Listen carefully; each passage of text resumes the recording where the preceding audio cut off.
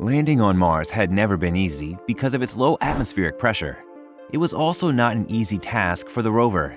It encountered what was labeled 7 minutes of terror. Perseverance went offline as ground control lost communications with the rover once it entered the Martian atmosphere.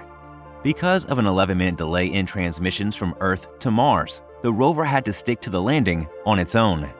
After getting into the atmosphere, the spacecraft deployed a parachute about 7 miles above the surface of Mars.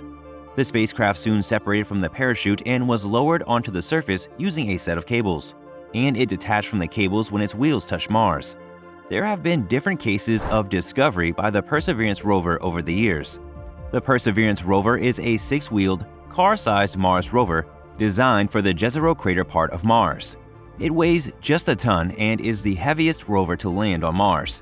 The mission is named the Mars Rover Mission, which is formulated to check out signs of ancient microbial life and the quest to further explore human habitation on the planet. On the 30th of July 2020, the Perseverance rover was launched and it landed on the Jezero crater, a part of Mars that contains a river delta and ancient lakes. A year after the Perseverance rover's launch, many incredible heights have been achieved. Firstly, when the Perseverance rover landed, it did so with another companion.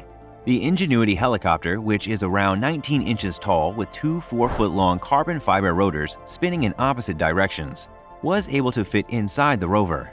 It was then released upon its entrance to Mars. Ingenuity is the first powered, controlled flight of man on another planet.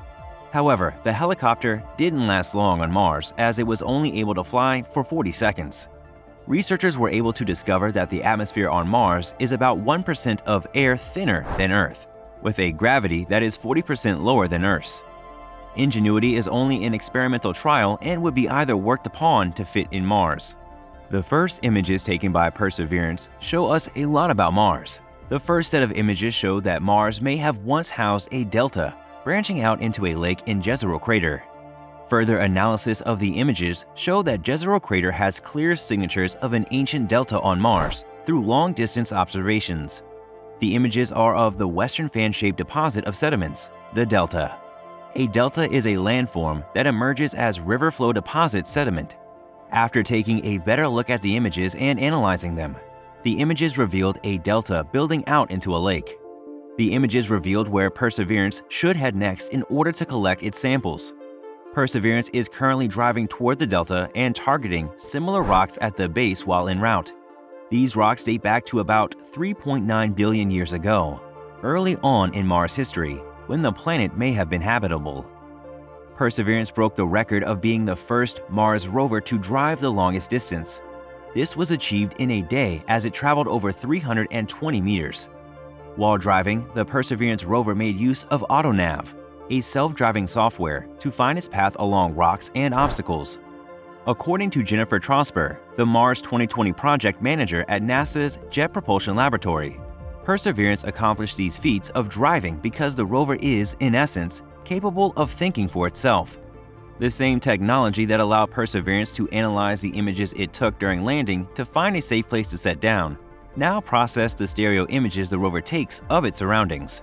Perseverance's 2 navigational cameras, which are mounted on its mast, are set up in such a way that the rover basically has binocular vision as humans do. So, by comparing the images taken by the left and right cameras, it gives the rover depth perception, and this allows it to avoid obstacles more easily.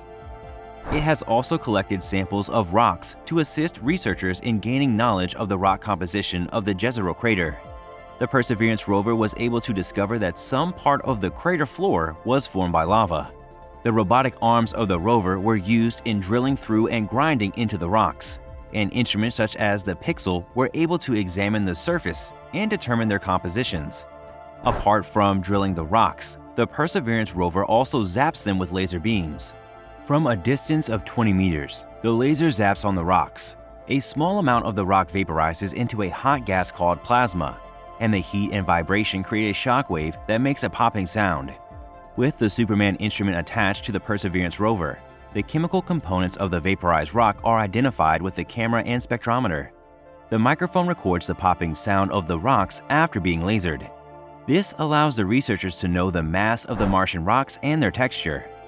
Another great achievement is the discovery of organic compounds in the rocks and dust on Mars.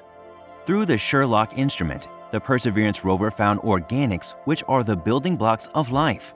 However, the source and formation of the organic compounds are still unknown.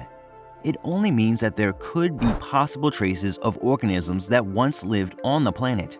The principal investigator of the Sherlock instrument, however, assured that when the samples were returned to Earth, the questions would be solved, and the organic compound samples would be a source of scientific inquiry and discovery for many years to come. The original mission of the Perseverance rover is to gather samples. After drilling the Rochette rock, Perseverance was able to collect 2 samples. This was the rover's second attempt at collecting a piece of the red planet and the first successful one. But in August, Perseverance attempted to collect a sample of Martian rock that ended up pulverizing the sample into tiny bits. The second attempt at collecting samples proved to be far more successful, as Perseverance was able to drill 2 holes in the basaltic rock, which means that it may have formed from lava flows. Crystalline minerals in a volcanic rock can help scientists accurately date when the rock formed and could provide a timeline of Mars' history and how its climate changed billions of years ago. A rock known as Brock was found and analyzed in the South Seta region by the Pixel instrument. The analysis showed that there were large olivine crystals found in the Pliocene crystals. This discovery means that there is evidence of magma and water many years ago. As explained by Ken Farley, a good geology student will tell you that such a texture indicates that rocks formed when crystals grew and settled in a slowly cooling magma. For example, a thick lava flow, lava lake, or magma chamber. The rock was then altered by water several times, making it a treasure trove that will allow future scientists to date events in Jezero, better understand the period in which water was more common on its surface, and reveal the early history of the planet. A ground-penetrating radar is a very cool feature attached to the Perseverance rover. It's the first Mars rover to use this feature. The radar imager for Mars Subsurface Experiment RIMFAX instrument creates a radargram of subsurface features up to about 33 feet, 10 meters deep.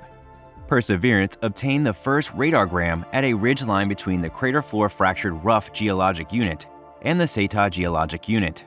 The data show that multiple rock formations below the surface all have the same angle of tilt. The Seta rock layers also project below those of the Crater Floor Fractured Rough. This implies that Seta was formed before the crater floor fractured rough. In the nearest future, the Perseverance rover still has a total of 37 sample tubes to be filled. After this, the team of researchers, Mars Sample Return, will be able to study the samples retrieved and discover more about Mars and how habitable it can become. Perseverance will do more than probe the surface. It will also test technologies that astronauts could someday use on Mars, including a system for converting atmospheric carbon dioxide to oxygen. NASA's human spaceflight program aims for a return mission to the Moon in the coming years, but Mars remains the horizon goal. What do you have to say about the red planet and the new discoveries? Drop a comment below, as we would love to hear from you.